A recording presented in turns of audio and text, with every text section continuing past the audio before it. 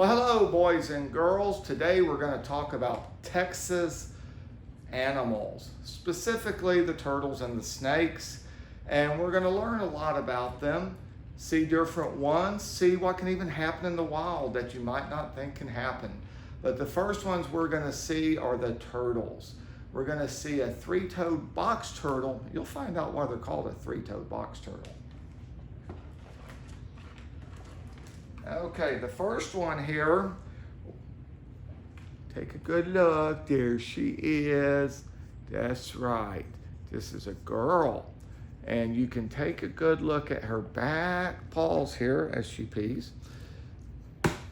This right here is three toes. If I can get those three toes. There we go, three toes. That's why they're called a three-toed box turtle. Look at this pretty animal. Generally found in wooded areas. You will find them other places. The females usually are not quite as colorful as the males, kind of like what you'll find in some bird families. And that's kind of interesting because their mouth is called a beak, kind of like a bird. But their shell here is called the carapace on top, and the bottom's called the plastrum. Let's look at a different one here. Let's just see what we see anything different about this one. This one is a boy. He also has a beak. He also has the carapace and the plastrum, and he's a three-toed box turtle. Look at the three toes. He'll be still a little bit. There we go, just going to the bathroom being a bad, bad boy. But look at that face. Isn't that just a face anybody can love? So what's the top called? The carapace. What's the bottom called? The plastrum. What's the mouth called? The beak. That's right, they can fly like a bird. Well, no, they really can't fly.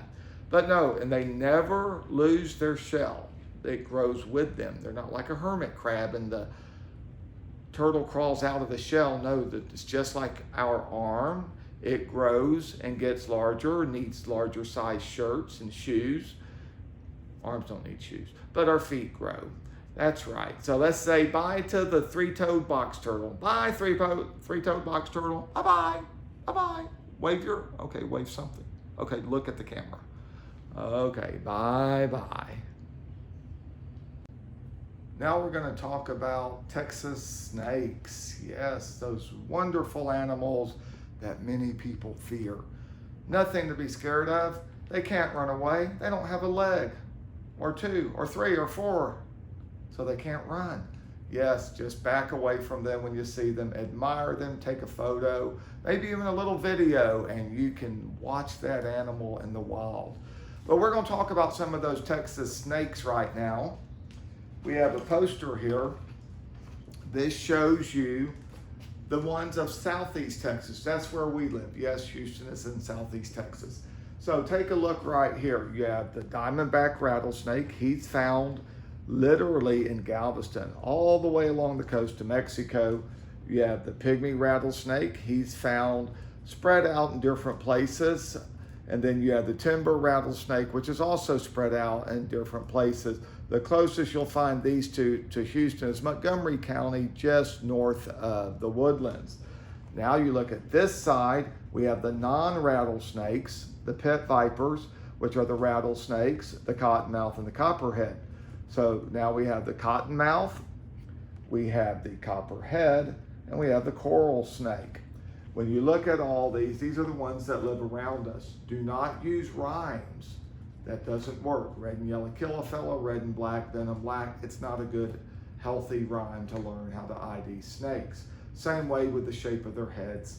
Learn each individual snake. And a good way to do that is to use a guide. This guide is just for the Houston and Southeast Texas area. It has many, many snakes on it, and you can carry this in your back pocket. And when you see a snake, you can pull it out, look for the snake in the guide, and determine which one it is. You can pick these up at your state parks and their gift shops. So let's get to looking at some snakes.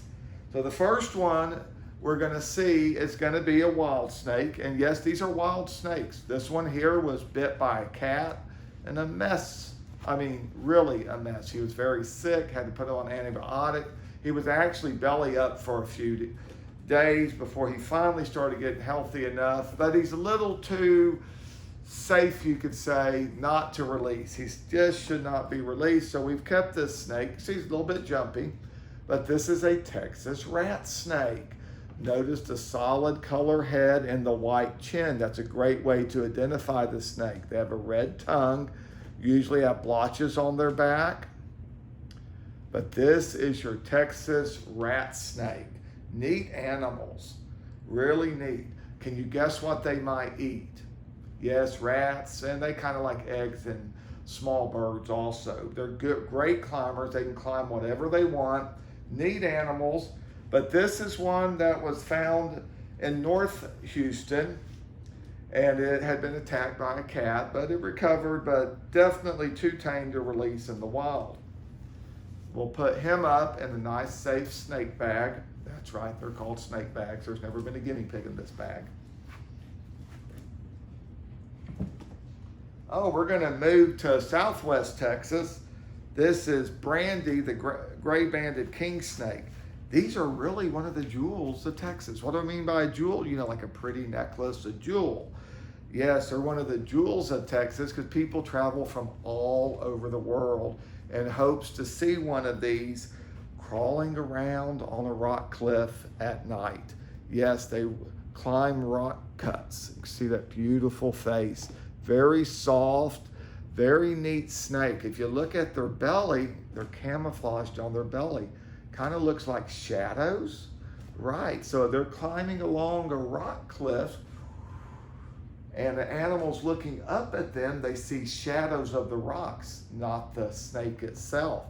If an owl is flying over looking for a snake to eat, the back pattern will match the rocks as well, and it's hard to see them. That's right, I said an owl. I didn't say a hawk or an eagle. These animals are nocturnal. They come out at night only. You do not see them during the day, but she can see during the day. So I say, bye, Brandy.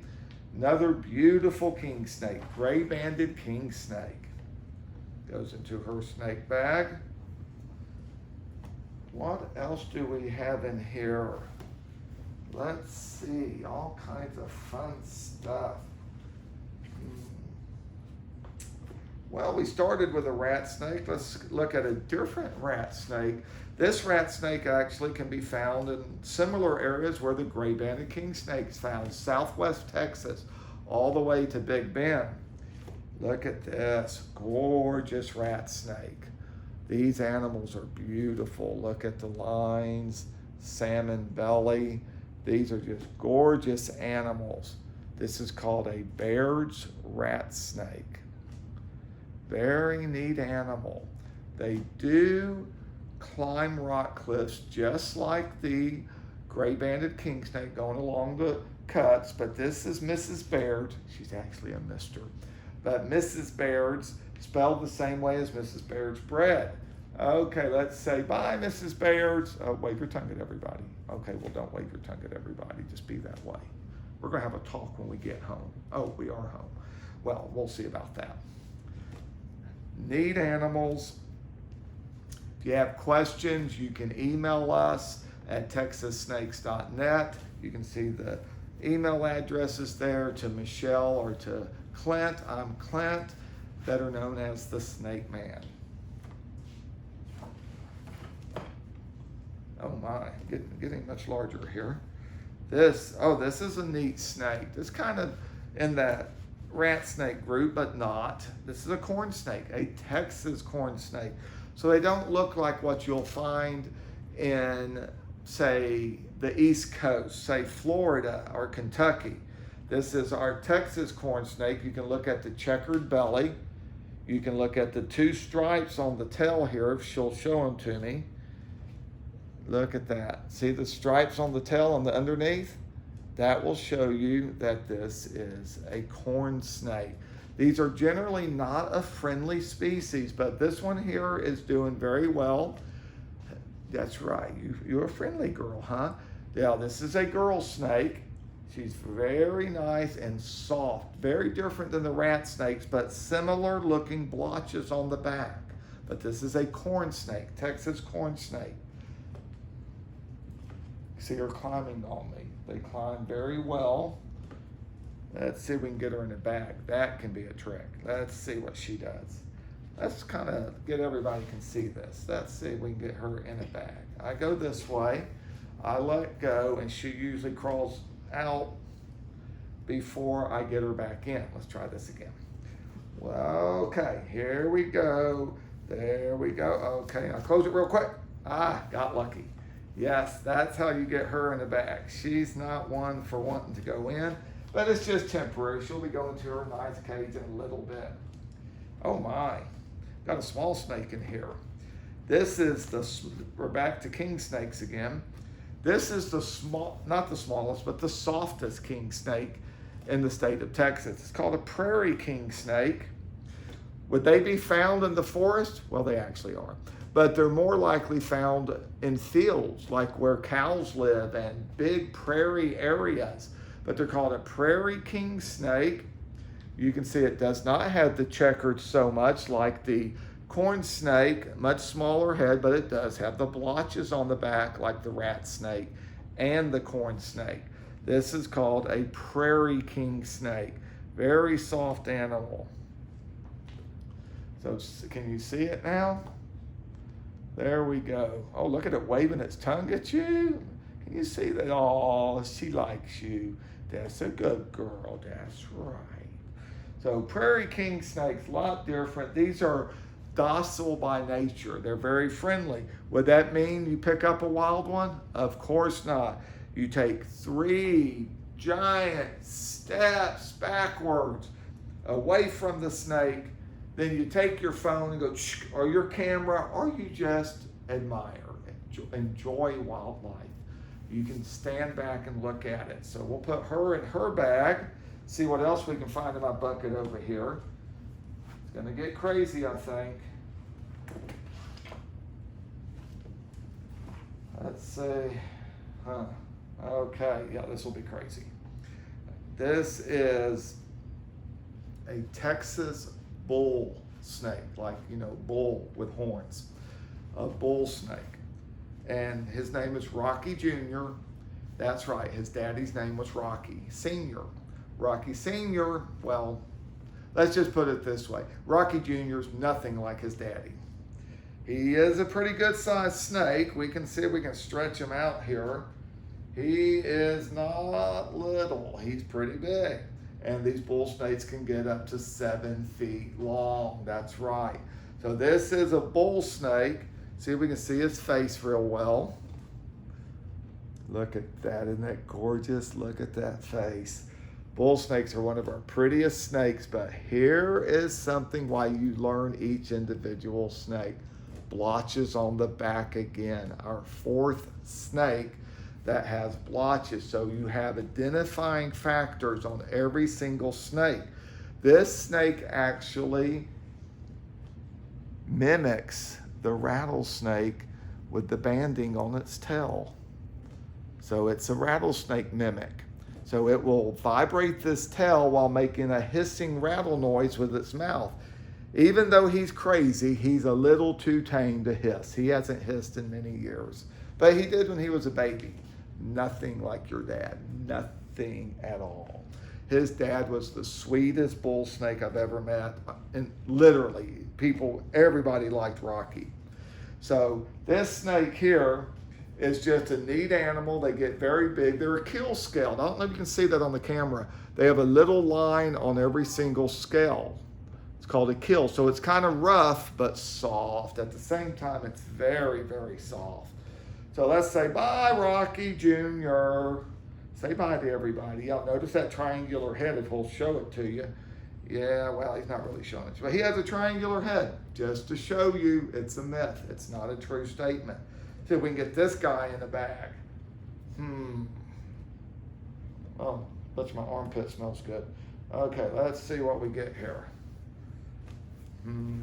Okay, in the bag, closed up. Looky there, that was easy compared to that corn snake, huh? Okay, let's see what we can find now. This might even be our last snake for today, but next week we'll have a new video. This is a rare snake. That's right, not common at all. I've never seen another one. It is a Texas rat snake, but it is partially albino maybe, what we call a T1 albino, the first step of albinoism in the wild. But this snake came from Kemah, Texas. It was a little baby snake when I got it. Does it look like a little baby today? No, I think it might be as big as Rocky, or bigger. It's a big snake. See if we can get it up close. You can see that face and those eyes. Yes, this is a neat snake. Again, blotches on the back, but we showed that on the other rat snake. But this snake is a naturally occurring albino. I received an email many years ago. This guy showed me a picture of a snake that was in a swimming pool in Kemah. So I wrote him back and said that somebody's escaped corn snake, because it looked like an albino corn snake from the photo. Well, when I get to Kemah, I look at the little baby snake and I go, oh my goodness, this is a Texas rat snake that happens to be albino. Even as a baby, his tail was damaged. You can see how that tail looked kind of blunted. Probably a cat or a dog or something got a hold of it. But this snake here would not have lived in the wild because he cannot camouflage. He doesn't have the camouflaging colors like all the other snakes you saw. So this is a snake that had to come out of the wild to survive. And he's doing very well. He eats well, he grows well, and he's pretty friendly for a rat snake. Rat snakes generally are not friendly. This one here, not too bad, but neat animal. So let's all say goodbye to this snake. Say bye. And remember, when you see a snake outside, it's a wild animal to admire, to enjoy, to learn about. It's called observable science. When you're actually watching these animals, whether it's a bird or a fish or these wonderful snakes, you are observing science, biological animals moving, what they eat, how they move. This is something you can see with your own eyes and learn about these wonderful animals. Well, I look forward to seeing you again, and I hope you are staying cool in this hot temperature. See you next week.